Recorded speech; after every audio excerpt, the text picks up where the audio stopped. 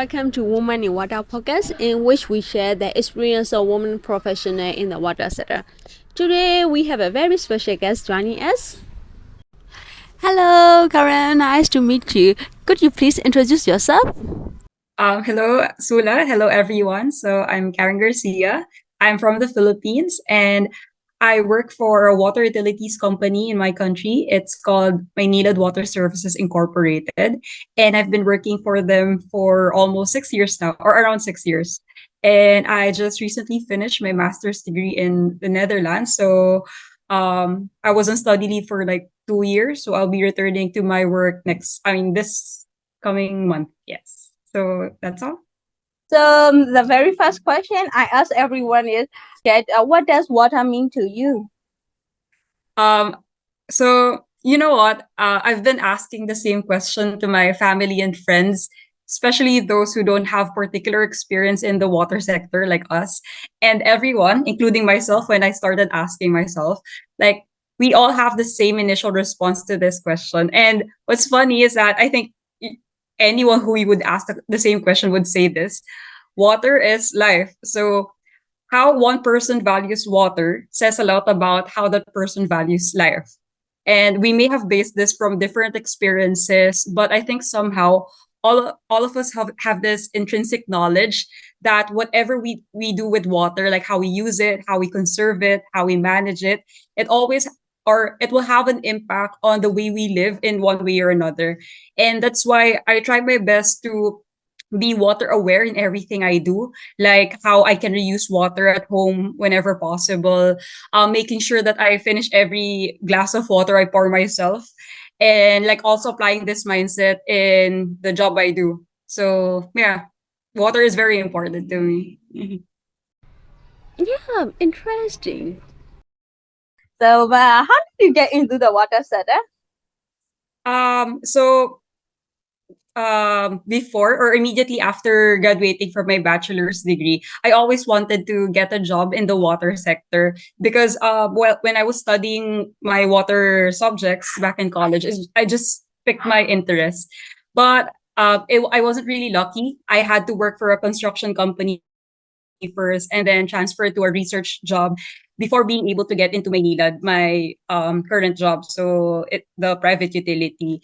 And changing jobs means that I have to risk the few years that I've already worked for and going back to zero. But I don't know, it just felt right. Like I have this calling that I want to work for water because it has this direct impact to the community. It makes my work worthwhile. So that's why it motivates me to just go for it. Yeah, after hearing your story, I can't keep myself sharing because we have a very similar story.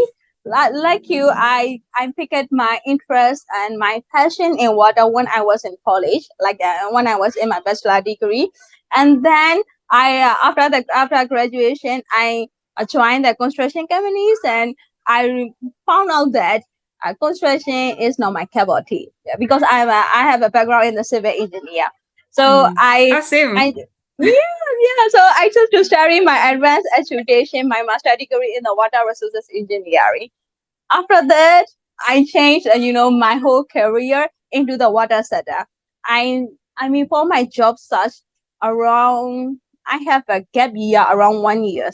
With those 1 year, this 1 year, I'm applying the job that I love and which is very difficult to find. So getting a job and choosing the job is, I think that we have the very similar experience, and that's really lovely. Yeah, like even though we're from different countries, we see similarities from people we talk to. Yeah. So right now, what are you doing currently? So as I've mentioned a while ago, I am currently on my study leave, well, finishing my study leave. So I just finished my master's. I just returned to the Philippines and I'll be resuming my work in Maynilad this September 1. So next week to be exact.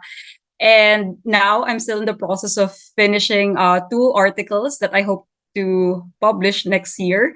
So it's a difficult process, yeah. And one is about the importance of contextualizing water operators partnerships, a paper that I presented last I think May in the Global Water Operators Partnership Association's GWOPA's Fifth Congress. And the other paper is about the practice of decentralization in rural water services.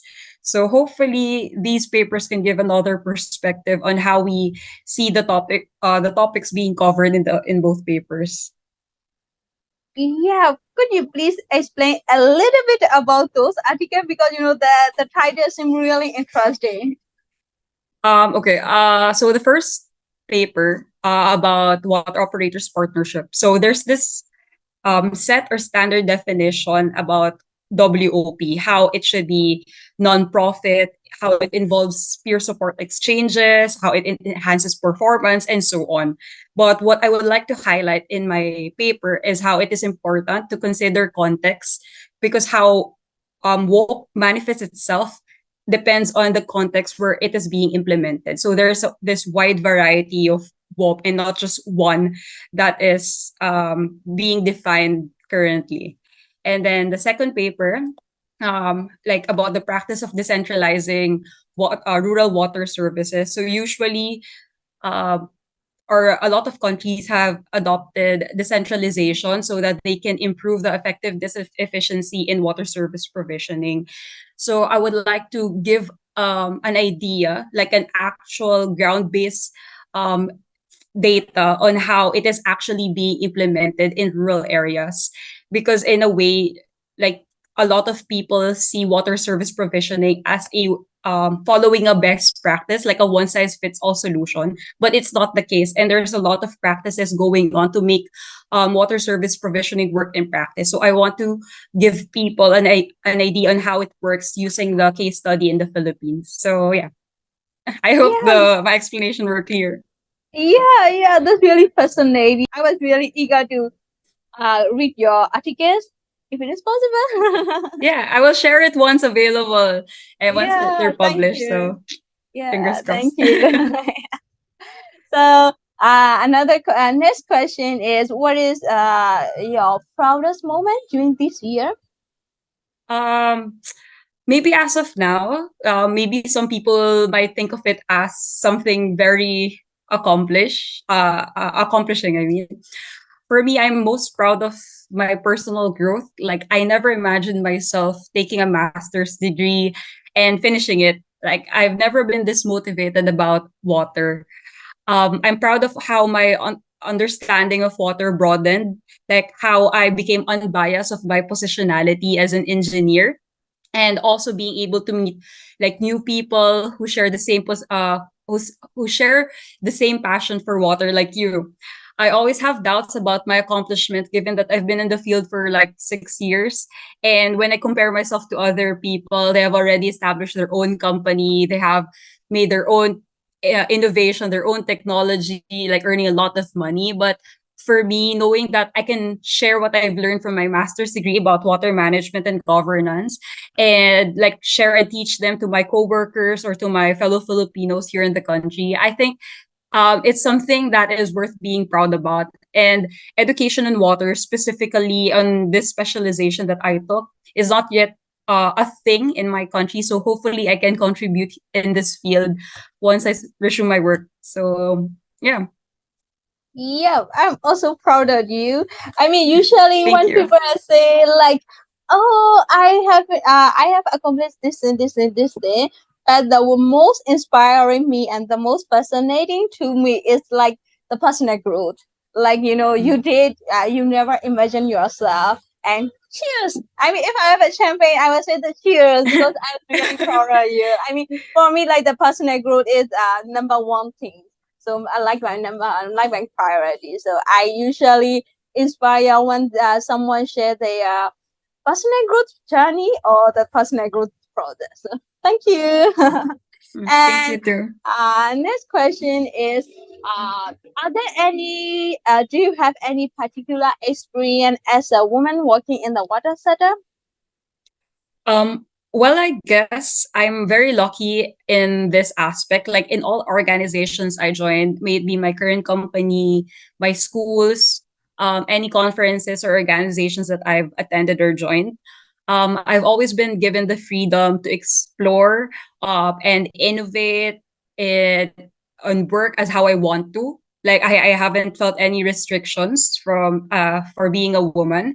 But as I've said, I am lucky. This is not always the case for every woman in this sector. I heard stories from some colleagues, from some friends who about discrimination in this field just because a woman can get pregnant, like they have to take maternal leaves and so on, or how others see women as too emotional or too weak for certain jobs in the sector. And I just hope that what I'm experiencing now, this inclusion, like this acceptance, I hope that this can also be the same for other women. So, but yeah, again, I am lucky that I haven't experienced any discrimination in the sector, and I'm really happy about it. That's why this motivates me to work hard uh, with what I do now. Yeah. We usually, I mean, as a woman, we usually get like that. Like you said, their perception about the woman is very fragile and soft. Yeah. So, as an engineer, as a woman engineer, they give those privilege, and at the same time, when they are talking with the technical thing, they just shifted their attention into the male engineer. Yeah. And sometimes, like if at few times when I accept these assistances or this special attention, uh, some people tend to think that you would always need help. Like I just want to show like how independent I can be. So that's why I don't want that to matter in those kinds of cases. Yeah. Yeah, I can totally understand about that. Usually, those kind of privilege has some kind of how can I say societal perception about Yeah. women association with the weakness. So Mm. yeah, I really like your approach like that, showing them that you are independent. A woman are also independent, and women are also equal employee as a woman, as a man. So yeah, that's good. Yeah. And the very last question is, do you have any idea or suggestion who would like to join into the water setup? Um, so I believe that being in this field requires a certain compassion. Like you don't work for the water sector just to earn a salary. You work in this field because you believe in what it can do with let's say collective action as a group, believing in the same goal. So what we do in the water sector always has direct impact to people and the environment. So every work decision that we make should be done responsibly and with the intent of improving lives. So not everyone enjoys access to water, although it's a right, although it's a human right. So yeah, once you work in this field, always remember to do it with compassion and don't let others tell you otherwise. So that's what I always tell myself, and I hope other people can also learn from this too. Yeah, that's really nice. I mean, I really like your point. We all are doing with the collective goals, with our collective energy. Water is very broad term, and it is we need to approach with very holistic approach. So we are every day we are working with the different experts from the different background, and but we all believe that we can contribute something to the environment and to the people. That's really lovely for the water center, I think. Thank you, thank you. Yeah. So thank you for joining our podcast and sharing your experience. And I really like your personal journey and showing the community that women are also independent and we all are the same. So yeah, thank you for sharing your experience and your value and your journey with us. So next time we will have another person who will share her ideas and her journey with us. So see you next time. Thank you, Karen. Thank you, Sulat. Thank you. Bye bye.